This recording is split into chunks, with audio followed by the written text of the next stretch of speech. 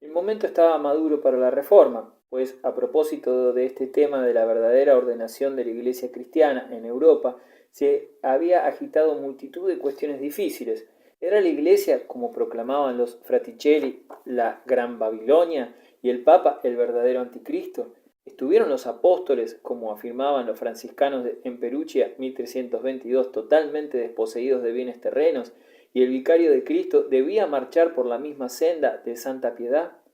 En la silla de San Pedro se halló una vez un papa semejante, Celestino V, eremita anciano, sencillo e indigente, que había sido arrojado del trono por Bonifacio VII, a cuya ambiciosa política secular se solía atribuir la humillación del papado en Aviñón.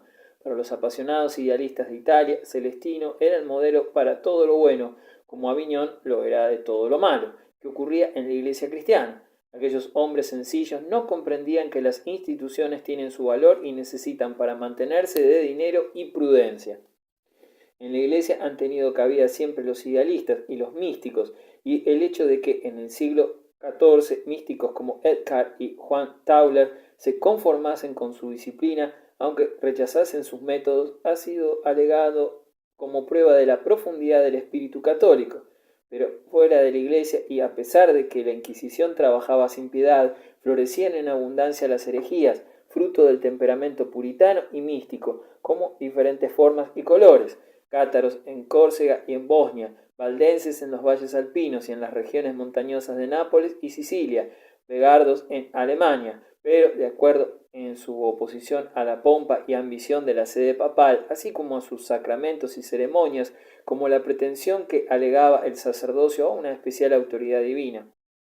Más importantes que estos movimientos dispersos e iletrados era el de los lollardos ingleses.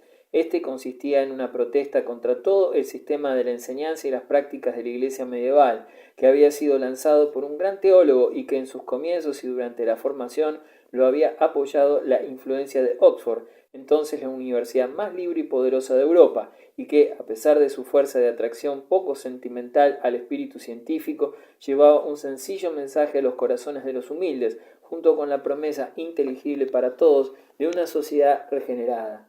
Sabemos poco de la historia exterior de Juan Wycliffe, el profeta de este movimiento para la reforma de la Iglesia inglesa. Había nacido en Yorkshire en 1324, enseñado en Oxford, en donde fue por algún tiempo maestro de Balliol, y al ser expulsado de la universidad en 1322 volvió a Lutterworth, su curato de almas en Leicestershire, en donde vivió tranquilamente hasta su muerte, 2 años más tarde. En este periodo de tiempo, Wycliffe anticipó todas las principales posiciones de la Reforma protestante. Era uno de esos radicales enérgicos y de elevadas miras que no deben nada al favor sino todo al carácter. Cuando contemplaba los infinitos escándalos de la Iglesia, su inteligencia simple y maciza de Yorkshire se desahogaba en una sobria indignación moral que daba lugar a la aparición de una larga serie de opúsculos y a sermones en latín y en inglés, a medida de tono exagerado, pero con el sello de un valor y de una integridad que caracterizan al escritor como uno de los primeros apóstoles del libre pensamiento y del hablar claro. Su gran posición académica en Oxford, ganada gracias a su dominio completo del intrincado arte dialéctico al que eran grandemente afectos los eruditos, le daba un prestigio que los monjes y frailes difícilmente podían alcanzar sin la ayuda externa del rey y del arzobispo. Pero su mensaje no se dirigía solo a los sabios. Era partidario de predicar en inglés y de la Biblia inglesa, de la predicación basada en la escritura y de la escritura hecha accesible a todos. Una orden de predicadores pobres, educados en su ejemplo, difundieron el mensaje entre las gentes campesinas. La Biblia inglesa, que lleva su nombre, fue traducida en el círculo de sus discípulos. Su primer contacto con la política nacional fue como experto aliado de Juan de Gante, el cual, como muchos otros parlamentarios de su época, quería ver la Iglesia desamortizada y sus vastas extensiones de tierra devueltas a los nobles y a los propietarios rurales. Para esta evolución radical pueden encontrarse muchas explicaciones posibles. El campo estaba perturbado por los impuestos debido a su desdichada guerra francesa. La Iglesia se suponía que poseía una tercera parte del campo en el país.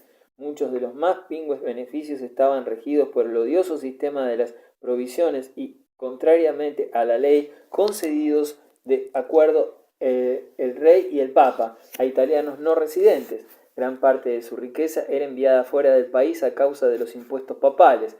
De lo restante se sostenía que el Estado percibía derechos insuficientes. La desamortización de la Iglesia, por lo tanto, era urgida como una medida no solo buena para la ética clerical, sino prevista para aligerar a los laicos de agotadoras cargas y, a la vez, para reforzar los ingresos fiscales de la corona.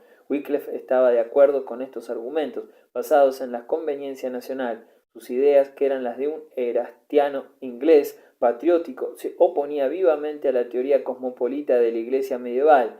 En un opúsculo titulado De Officio Regis, reclamaba para el soberano nacional poderes de control y disciplina eclesiástica en términos que hubieran satisfecho al rey Enrique VIII. Una vez lanzada a la crítica de la Iglesia, tal como lo veía operar desde el reinado de Eduardo III, Wycliffe fue llevado cada vez más lejos, hasta que no había apenas parte del edificio que escapase a sus censuras. Los obispos, el clero cesario, como él le llamaba, estaban demasiado entregados a los asuntos del Estado para poder atender sus verdaderos deberes sacerdotales. La vida monástica no era tan abominable como inútil.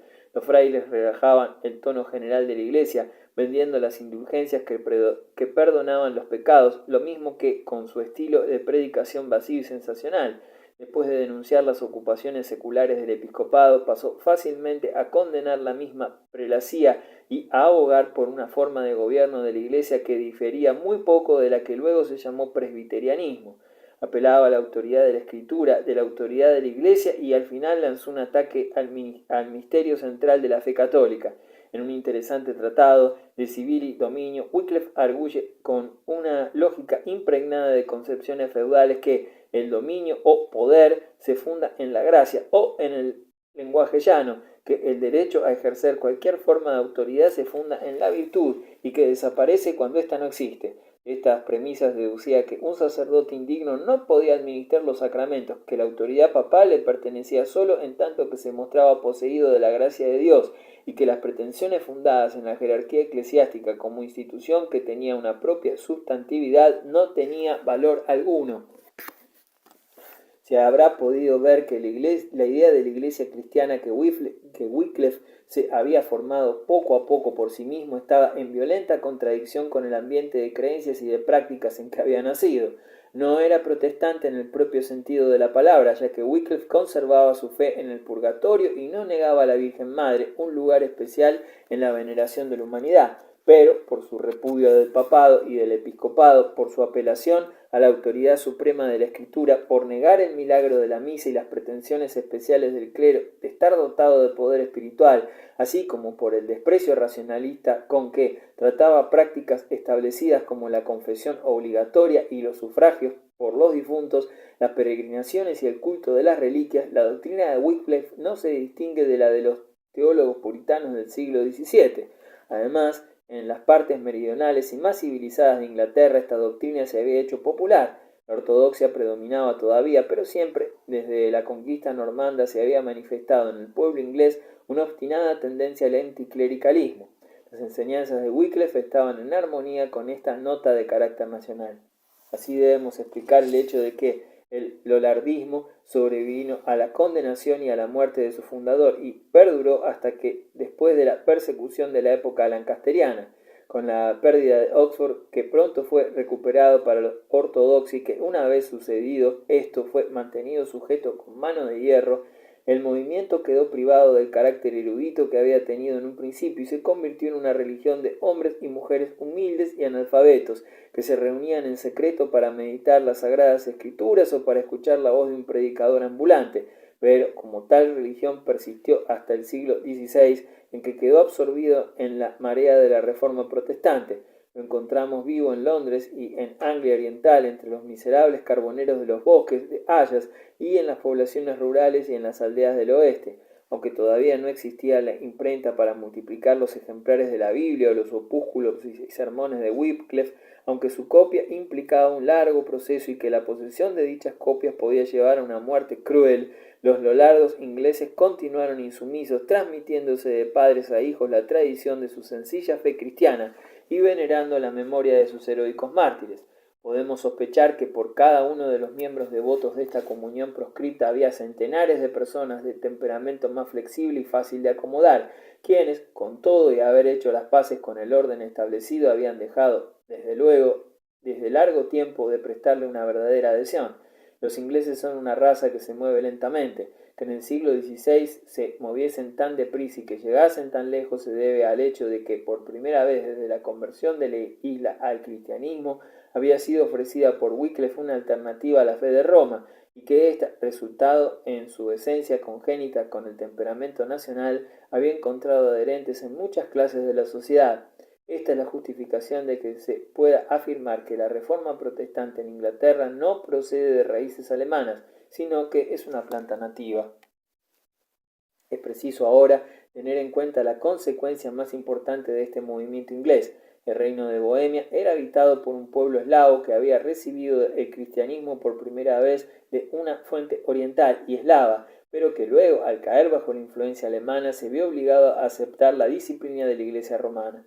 Las características raciales se hallan impresas profundamente en sus duros labriegos.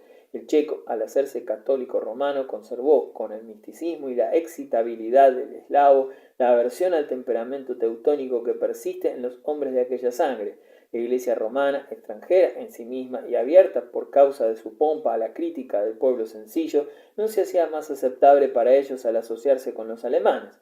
Durante el siglo XIII, Bohemia fue notable por sus herejías puritanas. En la última mitad del siglo XIV, las protestas contra las corruptelas de la Iglesia culminaron al impulso vivificador de los escritos de Wycliffe en un gran movimiento nacional, el primero de su clase en Europa, encaminado a una nueva organización de la religión cristiana.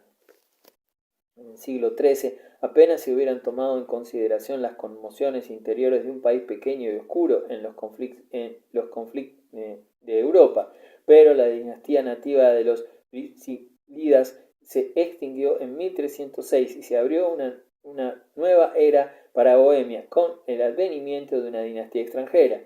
Los monarcas de la Casa de Luxemburgo procedían de una región fronteriza con Francia y Alemania. Pertenecía a aquella brillante y aventurera aristocracia de lengua francesa que había llenado Europa con su fama durante las cruzadas y que en el siglo XIV había proporcionado a Froissart los materiales más importantes para su animada crónica. El primero de la familia que llegó a distinguirse es el valiente y caballeroso Enrique, 1308-1313, uno de los más cumplidos caballeros de su época, habiendo sido elegido rey de los romanos en 1308. Su hermano era arzobispo de Trèveris y por lo tanto elector, y más tarde coronado emperador en el Palacio de Letrán en Roma. Parecía al Dante el regente ideal destinado a llevar la paz y el orden a Italia. Entre los emperadores alemanes de la Edad Media, solo Barbarroja fue amado con más pasión y llorado con más amargamente que ese príncipe valeroso, que murió repentinamente al dirigirse a combatir al rey de Nápoles, envenenado, según se dijo, con el vino sacramental por la maldad de los güelfos florentinos. Su hijo, Juan de Bohemia, 1296-1346, un ciego Don Quijote, empeñado constantemente en desesperadas y peligrosas aventuras, luchó con la caballería de Francia en la Guerra de los 100 Años y dejó sus huesos en el campo de batalla de Crécy. Carlos IV, 1346-1378, el hijo de Juan, aunque de modo distinto, fue también notable. Tan prudente como temerario era su padre, tan concentrado como disperso era el último. Este testarudo discípulo de la Universidad de París fue acaso el primero de los monarcas medievales que vio el mundo a través de cristales corrientes. Tomó parte de la batalla de Crécy, pero decidió que su prometedora carrera no había de estropearla a ningún sacrificio vano. Realizar sacrificios no era propio de su manera de ser. La historia del imperio medieval consistía en una larga serie de sacrificios, de recursos alemanes perdidos inútilmente en el intento de dominar Italia desde un trono nórdico, de arreglar las diferencias italianas, de dar jaque mate a la oposición sin contemplaciones de los papas italianos. Carlos no estaba dispuesto a hacer grandes sacrificios para llegar a ser el rey de los romanos y, a su debido tiempo, emperador mediante el favor papal. No era propio de él derrochar sus energías en las discordias sin sentido de güelfos y gibelinos que despedazaban a Italia, así como tampoco había de intentar una operación heroica y vana en el tejido complicado del imperio alemán.